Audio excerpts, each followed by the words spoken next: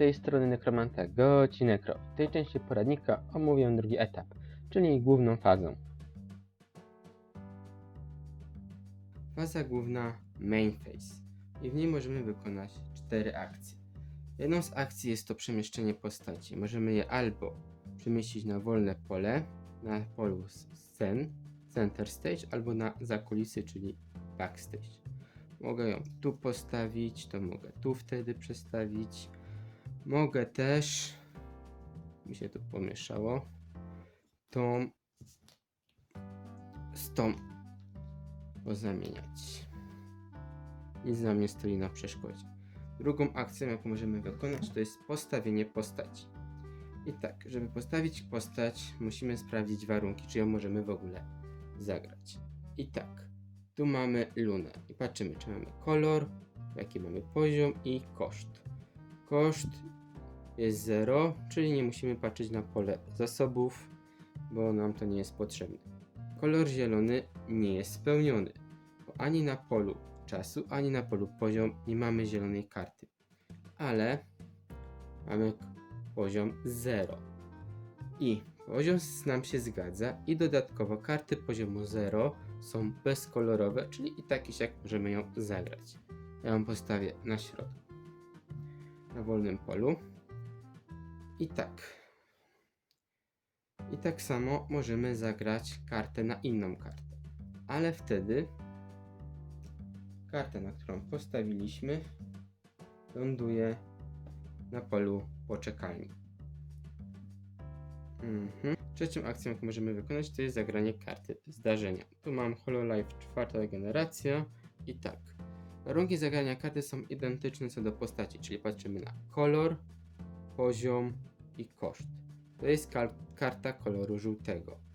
Na polu czas mamy kolor żółty, na polu poziom nie mamy koloru żółtego, ale tu nam wystarczy, żeby spełnić warunek koloru. Kolejną rzeczą jest koszt i poziom. Poziom 3, koszt 4. Mamy 4 karty zasobu. Tutaj dostateczną ilość? Tak, mamy. Mamy poziom dostateczny? Nie mamy, czyli tej karty nie możemy zagrać. Ale jakbyśmy mogli, to po prostu ją wykładamy. Płacimy koszt, czyli te 4 karty. Raz, 2, 3, 4. Te 4 dajemy na polu poczekalnia. Sobie trochę poprawię.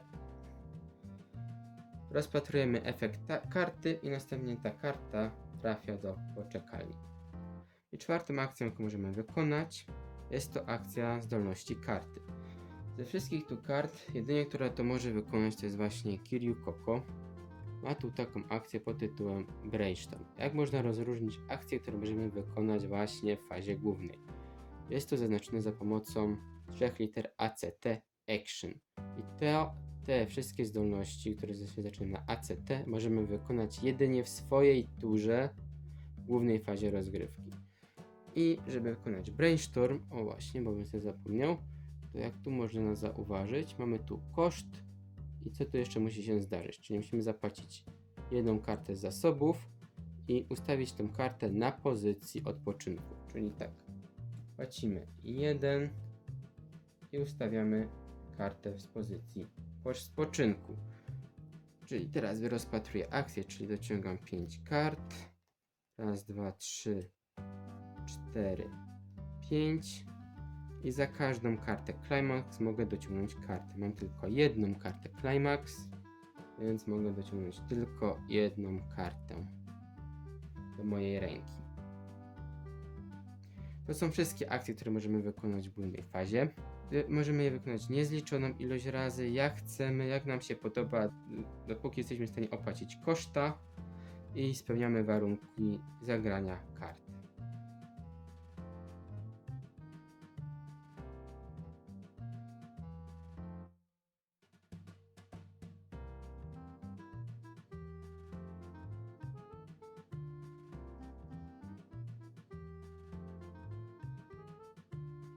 To już wszystko w tej części poradnika. Zapraszam na kolejną część, w której omówię fazę rozgrywki dotyczące walki, zadawania obrażeń i rzeczy związane z końcem tury.